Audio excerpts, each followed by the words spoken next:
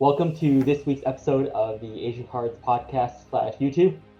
Today we have none other than Rick Probstein, otherwise known as Probstein123 on eBay, as well as my co-host Brian, otherwise known as Sunday League Investor. How is everybody doing? I'm good. Thanks for having me on. I'm doing great. Rick, I know I didn't tell you when we pre-podcast, but like one of the first times of me buying a card was actually off of your auction. Yeah, I will never forget. Yeah, never forget. How long ago? A few years ago, actually. And I remember looking into not a few years ago, a year ago, and I remember looking back at what I was trying to buy. It was like this random soccer card, and I'll never forget like the iconic Probstein 123 like on the corner of eBay listings. That's like super iconic. I don't know if you know that in the hobby. I actually had to I think they give it to everybody now, but initially I had to fight to get that. It was really like a 1 hour meeting that I had to get through to eBay, and they actually would let us put that watermark on there. So wow. So you had to go through a whole entire process just to and then they're like, watermark. let's just give it to everybody. So I went through the whole process, and then they're just like, okay, give it to everybody. So you're for the people. That's basically what if you want. Yeah, because of watermarks, you have to thank Rick for that. Yeah. They think before they were cool. Exactly. So Rick, tell us a little bit about your story.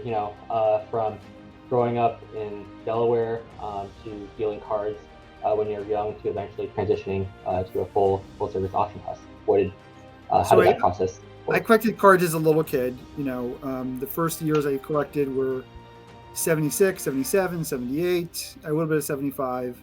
I'm born in 69, which I'm probably old enough to be your parents. I was a junkie right away. I would go to the store, get cello packs. I was into it. And then I started buying, selling in the neighborhood and trading. And I started doing shows when I was 11 years old. And pretty quickly I was doing shows every weekend. I think I made $35,000 when I was 11, which is pretty good for an 11-year-old. And not bad, right? That's a flex. And then I was in a good area being in Delaware, so I was able to do shows in Philly, Baltimore, DC, Atlantic City. Occasionally I would travel up to New York. And I love doing shows. It's the heart of the industry, really. Now that I just sell online, but I still love shows. I love the national. That's really how I got my beginning. What were shows like back in the day? So I guess what would be considered a very large transaction in your day-to-day dealings? I mean, listen, I remember when Ty Cobb red portraits were $75.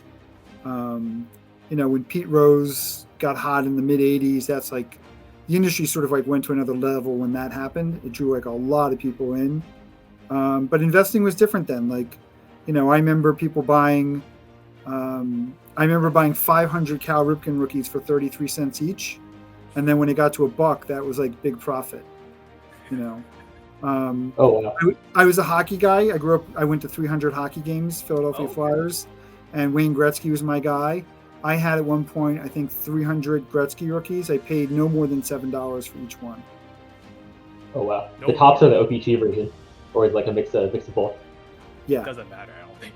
It was just it was a different world. It was really, and I've talked about this in a video previously. It was really, people were primarily collectors. They were not really investors. And, this company, Renato Galasso, came out with a catalog where you can now buy 500 or 1,000 or 5,000 of one player. And that changed the entire industry because everybody thought differently. A guy down my block bought 5,000 Leon Durham rookies. The guy from 1981 tops. And that changed everything because now you could start just, prospecting on people. Before that, everybody was basically just collectors. Okay. How would something like that work? You would you would send in a mail order catalog similar to those book fairs in the 90s. Yeah, they had they had a catalog, and when the new product came out, you could buy quantity of that player. So, I remember I was a Cal Ripken guy. I bought 500 one time, then I bought another 500 rookies, and they just broke product, and that's how they, they sold out each player. And then they would lower the players that had less demand, as the year went. So like, let's say 1981, Lamar Hoyt was a prospect. If they had trouble selling him, they would lower the price. Right. Now, how did you start to get into selling cards online, right? Because obviously, most people that started collecting have probably shopped on your shop online. Yeah. Just curious how that even worked. Yeah. I was doing card shows, and the way I was making a living, I had another business, and the way I was making a living on cards, and I was making pretty good money. I think I made $100,000 on the side on cards. Before VCP came out, I had built a database of every sale. So I had actually kept track of every sale that was in different things. So every T206 price, every Gaudy price, every 52 Topps price, all the Hall of Fame rookies. I literally had a database that would keyword on it, and I had all the data. This is before VCP came out. Like, I had the idea, and I don't have any regrets for not doing it because it's a beast of a project to keep on top of. But I would use this data, and I would snipe cards, and I would put them as a buy now. And I did high volume turnover. So I'd win a card for 100, I'd put it up for 125. I'd make a quick profit and turn it that way.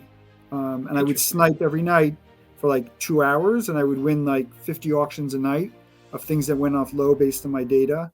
And, I probably made like $100,000 doing that. And I had a guy who I was friends with he had a big collection, and he didn't want to put stuff up, and he asked me if I would do it. So I posted it the same day he gave me, and then the auctions ended, and I paid him the next day. And he said to me the following, which has always stuck with me. He said, "You have a business model here, young man." He's like, "You just posted faster than anybody's ever posted, and you just paid me faster than anybody's ever paid me. And I use the big auction houses, and they have a 6-week to 3-month turnaround. And you just turned everything around in 10 days for me." And so I've always tried to do the best that I can to stick to that, which is, post everything as fast as you can and pay everybody as fast as you can. And we've become the definitive option for people who are, like right now, people want to move Ja Morant, right? He's hot, prices are going crazy. If you want to give it to a major auction house, it could be a month or 6 weeks before they get it up for you.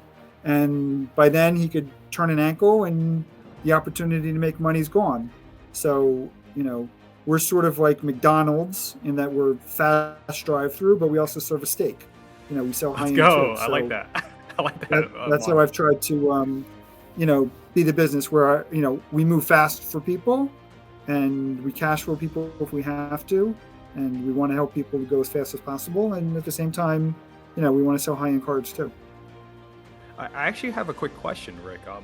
Yeah. With that being said, do you remember the moment where because you said that revelation of a gentleman saying you have a business model on hand. Did you have a moment where you was like, you know what, like this is legitimately an actual business that I could do full time? Like, do you remember that moment, or was it kind of like? I mean, I remember. Listen, my sales growth is, I'll say it real quick. 1 million, 2 million, 6 million, 11 million to 14 million to 17 million to 23 million to 29 million to 37 million to 50 million, then to 108 million, and then last year was 160 million. So I remember when I was in the 126 range, I was like, oh my God, if I could ever like sell $20 million worth of cards a year, what a life I could live. I have 5 kids, I can do this, I could do that. I remember that being a dream, and obviously, now we just did 160 million last year, and it's all good. That's amazing. Rick, so what's the dream now? Looking forward into 2022, are there any particular directions that you want to take the business directions that you haven't gone on before? So the one new thing that we're looking to do, and I've spent the last 2 hours actually talking to promoters that handle athletes and celebrities, is I'm going to start getting into show promotions. So I have a facility outside of our office where I can do monthly and weekly card shows. And then I have access to a bigger facility, which I'll release the information at some point, where I'm going to probably do like a big quarterly show. And for me, like I grew up going to card shows. I love card shows. I think it's the essence of the industry. So we're going to get involved in terms of promoting shows. That's a new thing. So is the plan to have like a monthly show every month at your office, or do you plan on like, sponsoring other shows? In the office, I'm thinking twice a week. Small. It's like a small show with high end. I know a lot of dealers and a lot of guys who handle athletes, so we can, it'll be like, upstairs will be Dwight Gooden, so you can go to a local weekly card show and hang with Dwight Gooden and get an autograph. And, if you want to buy a Mickey Mantle rookie, you can do that. And if you want to buy a Jean Morant Prism, you can do that too. All spectrums. Interesting. I actually, sorry, I like to just run into this a little bit because the whole entire story is just kind of like insane to me. When you're like kind of, I guess, a lot younger, what would you tell your younger self now? Especially because there's a lot of young kids starting to get into the hobby, right? Either trying to flip, trying to make a business out of cards, or just giving value to the community. Like, what would you tell your younger self, what you know now? Well, I think I'll tell you the one thing I did, which was a really a blessing in disguise for me as a young kid, is that, and it's my skill set too. You'll notice that there are a lot of auction houses that basically just do one thing or have one area of specialty, and that's changed recently. And a lot of dealers, they basically have an area of emphasis. They just do game use stuff. They just do unopened. They just do vintage. They just do modern. There are very few people that can do it all, and do it all in we'll call it a B+ A- level. And I grew up doing everything, and I was very fortunate that I had exposure. As a kid, I dealt with Heartland statues, I dealt with tobacco cards, I dealt with yearbooks. So I have a lot of skill set in all these areas, which has been important to the growth of our business because we can really handle everything. I mean, it's very easy to post a Zion Williamson silver prism. You don't have to have a lot of industry knowledge to do that. But, in terms of the nuances of the, either memorabilia or vintage items, I paid my dues in that area, so I have a skill set in that area. The only real regret that I have is, and I've chased owning a Wagner my whole life. I've been very close on 4 occasions, and it was always just like a little bit strong and just a little bit more. Like, I remember when the Wagner was at $20,000, and I was like, I'm going to put it somewhere else. And then I remember when it got to 100, I remember it was 100,000. I'm like, I'm going to put it somewhere else. And that's been my constant struggle with that card. So I am motivated at some point. I will knock one of these down and get one. But that's my really only regret, is that I didn't pull the trigger on the card. Fair enough. That's a fair regret. Would you pull the trigger on a Wagner if it's like cut in half? If there's that, that one that came up that ridiculous. Yeah, it was like the left side of his body or something. Yeah. Yeah, it's like, no, that one I wouldn't go for. No. And I would an altered one I could live with if I know that it's altered and it's specified. That I could live with, but not half a card. That to me is just nonsense. What about in terms of like just taking a step back? Me and Brian were 20, 26, 27. Outside of industry advice, just in terms of like life advice, is there any gems that you would share if there are like opportunities to turn back the clock? I mean, nobody in their deathbed ever wishes they spent more time in the office, and this is coming from a guy who works more hours than anybody. I started today at literally 3:15 in the morning, and I go a lot of hours. But, when I'm not working, I'm really not working. I have a wife and 5 kids. Very interesting. I try and focus on them as much as possible. And when I'm working, I'm working. So, I work a lot of hours. I work big hours, but I'm always working. I'm never like futzing around at the computer.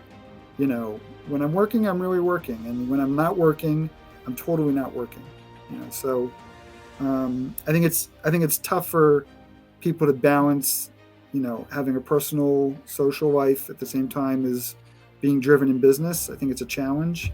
It's something that I still struggle with, but I try and find a balance that, when I come home through the door, my wife does not want to hear how much money I made or how big Probstein 123 is or some awesome card I got in. She just wants me to listen about her day, so I try and be as best husband as I can, and I spend a lot of time with my kids. My youngest kid is obsessed with breaking boxes, and he's very skilled.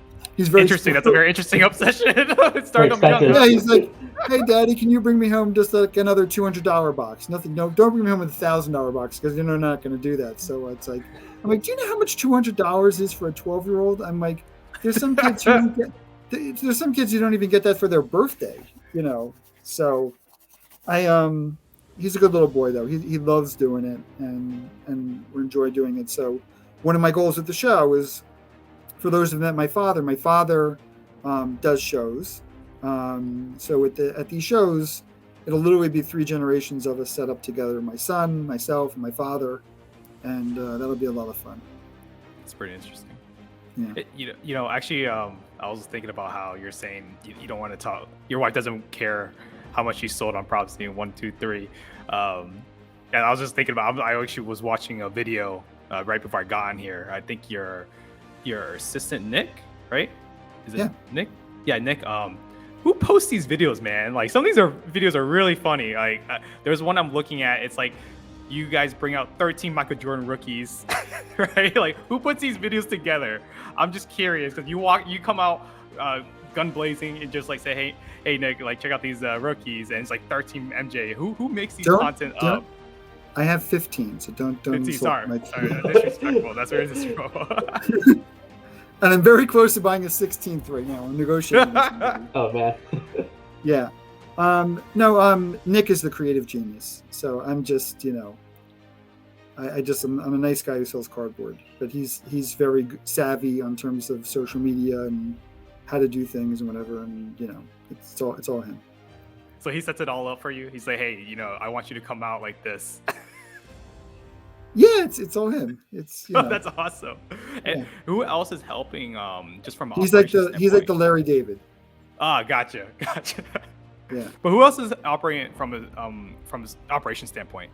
Because I think you started off as one-man team, and then obviously you're growing. Yeah, it was just me. I've always had difficulty. I've tried to hire people with industry experience, and every one of those relationships never worked out. Either the guy just left me. One guy who everybody would know was a great guy. We got along great, but he had a card shop, and then he had a girlfriend back home, and he went back home. So all of my key hires are all people who I trained with no industry knowledge. We have 4 people who do what we call scripting. So a submission comes in. So let's say, I'll just walk you through it if you want to hear it. So a package comes in. We open the package. I'm right there. Either I physically am the one who opens it, or one of my staff people opens it. I'm standing there. And then we basically put everything into A, B, or C. So the A stuff goes up right away, goes to the head scripter. The B stuff will go to the next scripter. And the C stuff will put it to the side, and we'll work in trying to get it up as fast as we can. So the A scripter is actually a 23-year-old woman who's been with me for 5 years, who knows nothing about sports. I will line her up knowledge-wise against rookies, Hall of Famers, social media refractors. She will take anybody down. She knows everything. And really? I know what she knows. Yeah. So like, let's say, I'll use a specific example. Like, let's say a 1960, Gaylord Perry's rookies 1962 tops. Okay, he's a Hall of Fame pitcher. He's also on a 1963 Rookie Stars card that looks like it's his rookie. So if you're not educated, you'll see Gaylord Perry, you'll recognize the name, and you'll write rookie. But she knows that that's not a rookie card. So she'll leave out the RC rookie and won't put it in there. And our B scripter is also another woman who knows nothing about sports and doesn't follow sports. And she's great. So I want to see our two head scripters are women. I want to see this, Rick. I want to see one of them go against up Raymond. I want to see. I've seen Nikki. Nikki is the MVP. I don't think I can compare. She sends me the scripts. I'm like, there are cards that I don't recognize that she can put a name to it. No, that's good enough for. She's pretty good. She knows her stuff. And I because I've educated her, I know what she knows and doesn't know. So when I see something that comes along, like a soccer card will come in, Robert Charlton. He's a major soccer player. You have to put Bobby. He's not known as Robert Charlton. Bobby, or Robert Jones, the golfer. Bobby Jones. So if you don't know your stuff, you can post that. And we've made mistakes and we don't get everything perfect, but I think we're pretty good in that area. Okay, so the cards they come in a box. You divide them, you triage them. The script them. So what happens they script them. And then we have a staff that basically will cut and paste and upload the items. And then recently, we started being able to send people live links to their auctions, which I've always wanted to do. But recently we figured out a workaround within the eBay system where we can do that. So we have been doing that lately. And people definitely like getting live links to their auctions. And if there's an error or anything, or there's something that was omitted, like let's say a card, we have it described perfectly, but she didn't put SSP in it, right? Or she put SP. And the person, it might not affect the bid. So sometimes, they'll make a recommendation and we'll say, listen, I really don't think that this is going to affect it. I think it's fine to leave. Or there'll be something that really will affect it. And we'll end the listing and we'll relist it for the person, in that case. Do you have any funny recommendations that someone's given you before? I know this is like off the dome. This is not on the script, but I'm just curious at this point. I mean, the one thing that people can't do, and they're going to get me kicked off of eBay, is we do have some people that are pre-scripting for us. So they send in the scripts and we use their scripts to give them faster service. So all the A people we handle, and most of the B plus people we handle, but it's the B minus C people who want to get in, right? And our scripters are busy. So they're like, what's the delay? It's been 4 days, 3 days. So I'm like, well, if you pre-script your stuff, we'll post your stuff right away. That's the delay. Is that, Nikki and the other girl are busy scripting expensive cards. So they'll script, and then they'll a card will be an SGC 98, and they'll write equals PSA 10. So this is all keyword spamming stuff. Right. And you can't do these things. So, if you pre-script for us, please don't keyword spam. Yeah, not PSA 10. Please don't do that. Yeah, and then people pull PSA 10 and they see an SGC card and they're like, what is this nonsense? I mean, yeah. My favorite one is when you see PSA 9s and they're like, oh, PSA 10 regrade. Yeah, we've had people do the that. I'm just kind of like, come on, people. I'm like, there's better ways to make money. Are there any other things that consigners can do to make the process faster for them? So you mentioned like pre-scripting the cards is one of them. Are there any things that they can do to get their cards processed faster? I mean, sending them semi-organized is helpful. We have some people who literally throw things into a box, and then we have other people where it's perfectly organized. So, in general, the more time that you put into, sending it to us that makes some sort of sense, the faster I can turn it around and find things. It is helpful though. If there's a something that we're just not going to know, or something that's really unique, like let's say a card from the 90s, an insert card, and it's a PSA 8, right? Now that's not a card that we're going to check the pop count on because it's a PSA 8, but it could be the highest graded card, and that's just not something we know. So take a removable sticky, write pop 1 highest graded on it, and then boom, we can get that in the listing for you, which will be a humongous difference in the price.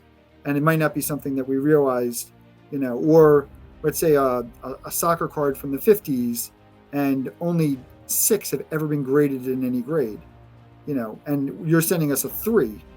So if we can communicate to people that, only 6 of these have ever been graded, that is obviously an important piece of information. So, the general stuff we have and we get to, but sometimes there's just obscure things that might not be obvious to us. So if you can make that known, and that's helpful. Very cool. Got it. Learn something new every day.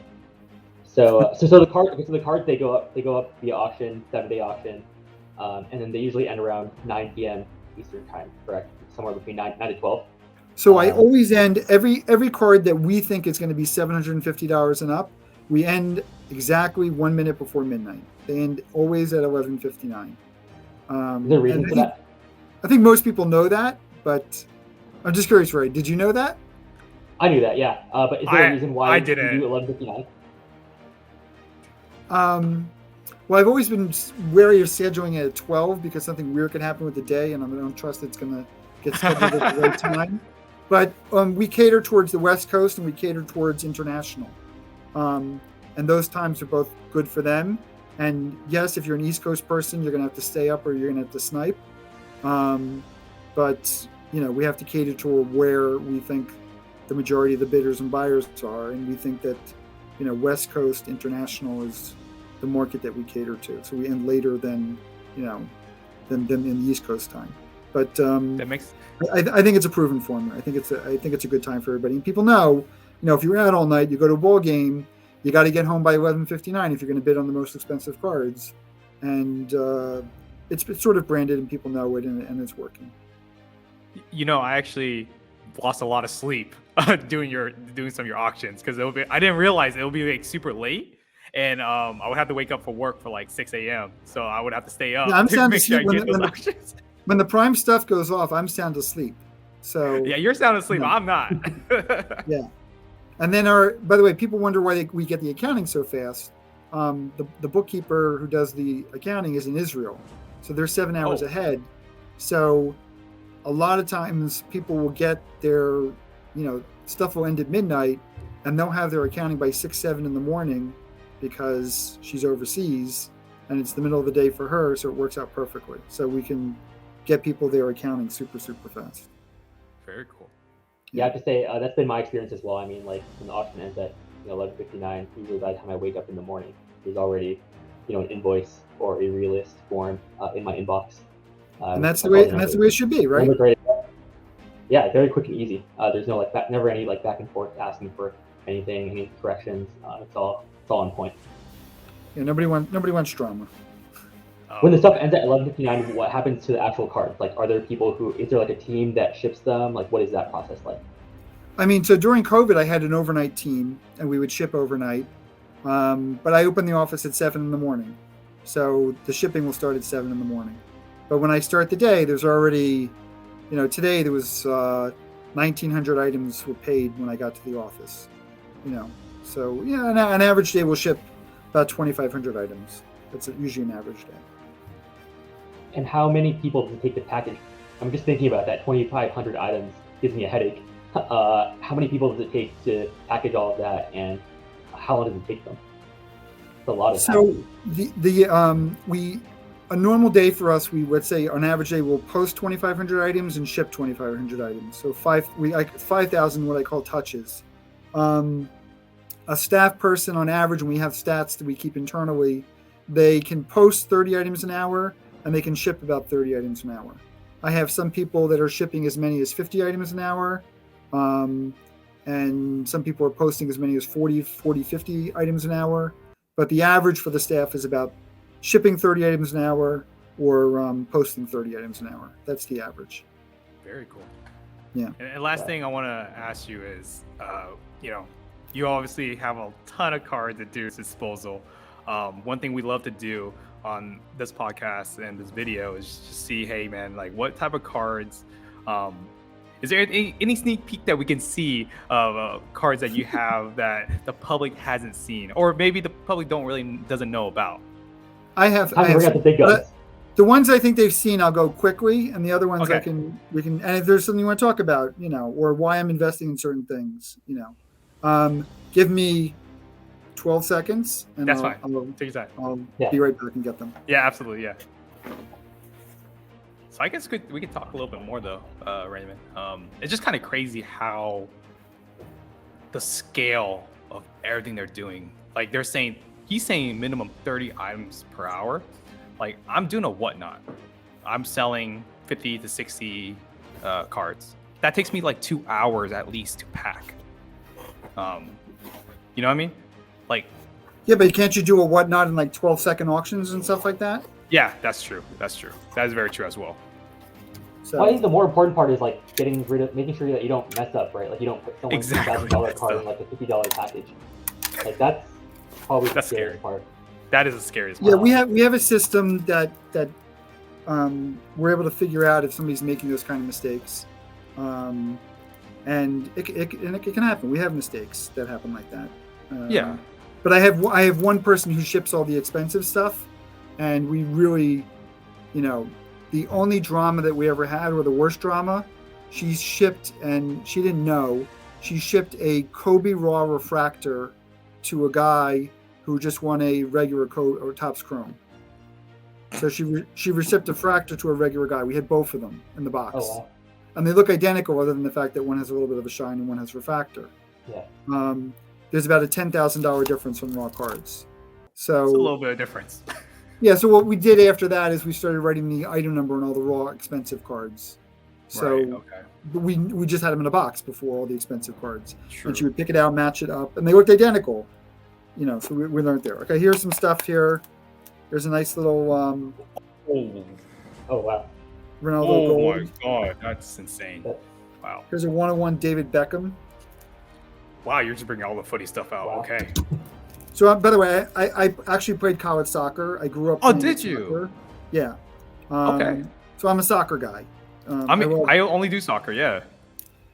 Here's Messi, Ronaldo, 101. Oh my Oh god. wow.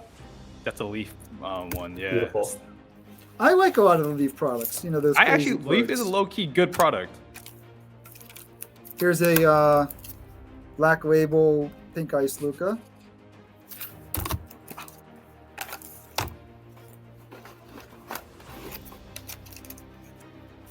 Here's a rock. Oof. One of a kind Simpsons. Whoa. Okay. Wait, you gotta tell us Let's about that. What's that though? Like, where'd you get that So from?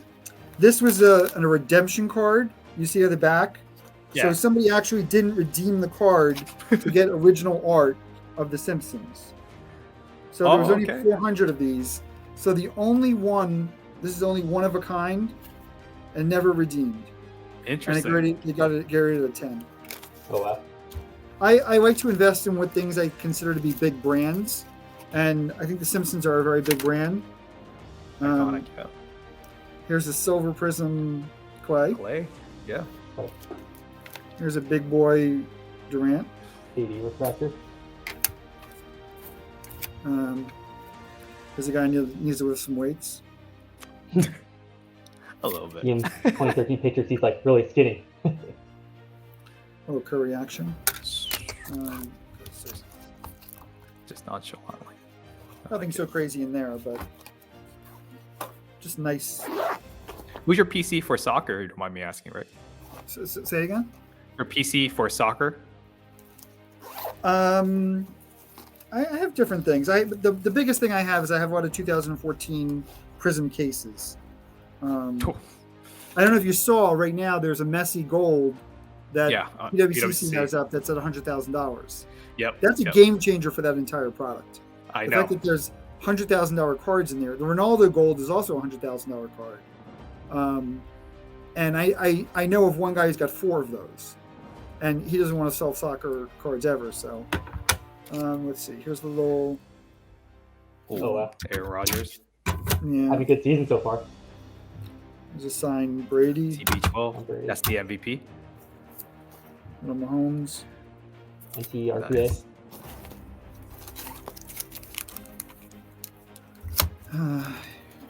Here's a Mantle. Oh wow. What grade is that? Is that It's a 6. I have another one. Wow. Okay, these I'm trying to buy more of. This is a T206 PSA 9. One of my regrets is not buying. I could have bought a 10. There's 20 of them for 20 grand. This is like 15 years ago, and I thought it was insane. Okay, this I just picked up. This is a Jesse Owens rookie. Most of his rookies are 36. What year is that? This is a 35. Oh, wow. Yeah, it's in German. Sprechen Sie Deutsch? Nope. Here's a nice little Cobb Red 7. Sure, Joe, nothing big there. I've been buying up a lot of 56 10s. Cards in the 50s 10s. I have a whole bunch of them. They're in another place. I bought tons of these. This is actually the highest graded. This Golden just sold this card for like 50, 60K.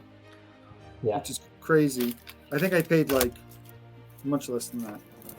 Is that A-Rod Ken Giffrey? Yeah, nothing so. Those are Josh Allen's. Mantle and Griffey. Okay, gotcha. Yeah, to me, this is one of the most definitive, iconic cards, and it's an important part of our industry. First of all, they're impossible to get in good condition because they didn't do a signing with both people. What they did was they would print the card, they sent it to Mantle would ship it back. Then they would ship it to Griffey, and Griffey would ship it back. So you'll see a whole bunch of these signed by one and not signed by the other. It's almost impossible to get these cards in mint condition because they would literally ship back and forth 3 times. Too many hands touching it. Yeah. And this is one of the first dual auto cards in all of existence. And you basically took. These are the 2 definitive guys for a generation. So I try and buy as many of them as I can, but they're now getting expensive.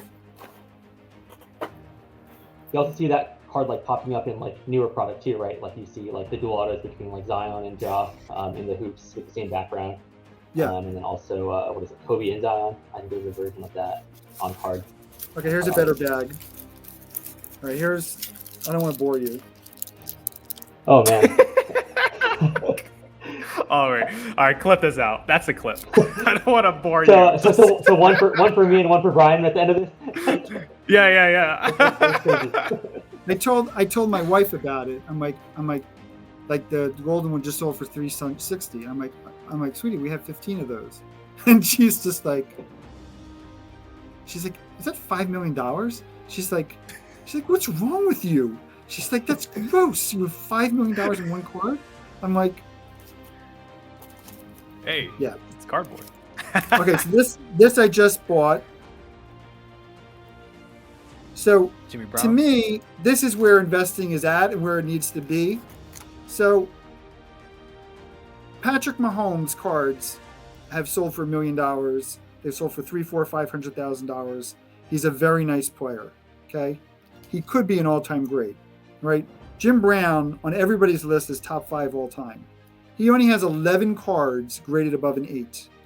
Okay, there are 6 8.5s and no. There's 6 8.5s and 5 9s. I might have that reversed. There's only 11 of these. So imagine having only 11 top Patrick Mahomes cards, right? No 99, no 49, no 25, no number 1. Just basically 11 of his best cards. So this to me is gold in terms of investment because this guy is, we average 5 yards a carry. He's all-time great. You can do no wrong on that one. Okay, my famous Babe Ruth rookie. Everybody knows that I have this. I don't want to bore you. When did you get that? What's the story behind that one? The story is I paid $3.25 million for it. Recently? During COVID. Okay. Man. That's it? There's a Mantle 7. Wow. Yeah. That's here's another card that I think you can do no wrong with investment wise. There's a Chamberlain 9. Oh wow. I think it's like Do you have a preference for like older new labels, either in the SGC or PSA holders? Do I have a preference what? For the older or new labels? I mean, the newer the better. The grading standards are so, right. so difficult as well. now. Listen, I guarantee you, if I cracked this out and I sent this to PSA right now, I would get an 8. Yeah. I will bet it, but I'm not cracking it out. And I guarantee you, if I cracked out all the Jordans, I'm not coming back with 1510s. Oh yeah. Right. No way. You're calling it. Yeah. So Would be good content though. So Nick, if you're listening, that's good. you think? Be sure to cut this. Yeah. How many people would watch that video of me cracking out the PSA Jordan just to send it in as a test to see what they're going to grade it?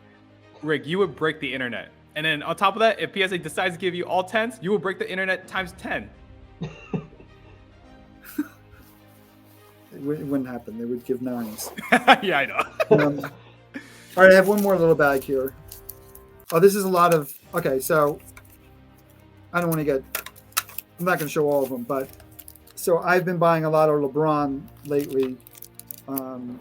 I think LeBron will break Kareem.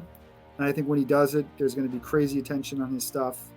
And it's just, it's going to go up in price. Okay, just more LeBron stuff. Like this kind of stuff. Oh. Just nice cards. Sizes, that's Then, so I think that here's some Star Jordans. Okay. I think that PSA will grade this card at some point. If I had to bet it, I would bet it. Is this your hunch or your inside info? Not inside info. And listen, they can do whatever they want, but there's no reason for them not to grade the card. So, as you know, they don't grade any Star cards because basically Star went back to the printing presses and they reprinted all the cards, but they never reprinted that card. Right. Okay. So, PSA used to grade that card, right? Like there is still 84 XRC Jordans in PSA. So I had somebody sent me a Star card graded by PSA, and I think there's only 2 or 3 cards that have ever been graded Star by PSA. And I figured what happened with that auction. I actually think that PSA contacted us and we sent them back the card. Interesting. I don't remember, but I think that's what happened. But I think there's only 2 or 3 cards that they ever graded. But there's no reason not to grade that card. So, it's obviously going to be they're going to have to learn some new stuff before they start grading it. But, I do think at some point that card will get graded. You heard it here first. We'll see what happens in a couple of years. Yeah, I mean, there's no reason not to grade it. It was never reprinted. It's an original card. It's his true rookie. It's a high demand collectible. So why not grade it?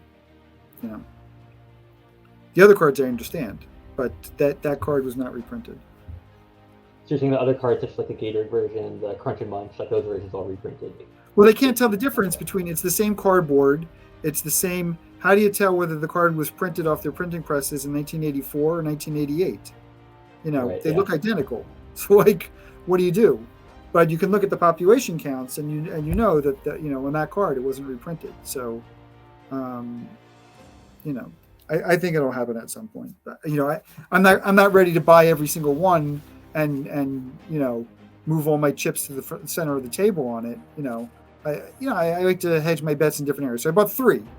So at least if it happens, I won't be like, okay, I missed out on that. At least I'll have a little bit of profit. And if it doesn't happen, it's still Jordan's true rookie, and it's a great card. So to me, there's more upside than downside on that one. I've always found that card super interesting because of the borders. I mean, like you look at the difference between like a centering that's 6.5 versus one that's an 8. It's like a matter of like hairs, right? Like because the borders are thin. Yeah, and they're gonna PSA is going to slaughter all those cards because they're all off cut. If they do start grading them, those 8s that I have could get 5s or 6s. Do you think it could be like a case like the Brady Contenders where it's like even a challenge to get a numerical grade? Listen, I know somebody who has a Brady Contenders 9, and he gave it to PSA, and they told him it would be a 6. Oof. Dang, that hurts. That's rough. Imagine your reaction when you get that email or you open that piece of paper. You're all excited that you're going to give them your 9. You're going to have the only PSA 9 maybe on a crossover. And then you're like, 6. You're like, you know, No, I Yeah, mean, like, no, did I they would did be they hurt. flip you're the just like did they flip the stick to the wrong side? you're just done for the day. I mean, it's like that's it. It's like time to go home. You know, Come go home, send it with my wife and kids. You know, go play maybe we'll come back to cards next go month. play some Fortnite and go fall asleep. What else are you gonna do? You know. Yeah. Well, thank you for your time today, Rick. It's a pleasure to hear kind of behind the scenes about your business as well as see a lot of your awesome cards in your collection. Where can people find you if they want to reach out to you? You can get me on Instagram, Probstein Auctions, or you can email me directly, rickprobstein1@gmail. Cool. And you can find me on Asian Cards on Instagram and Brian at Sunday League Investors on Instagram as well as YouTube. We'll see you guys next week. Okay, thanks a lot, guys. We'll talk soon. Cool. Thanks, Rick.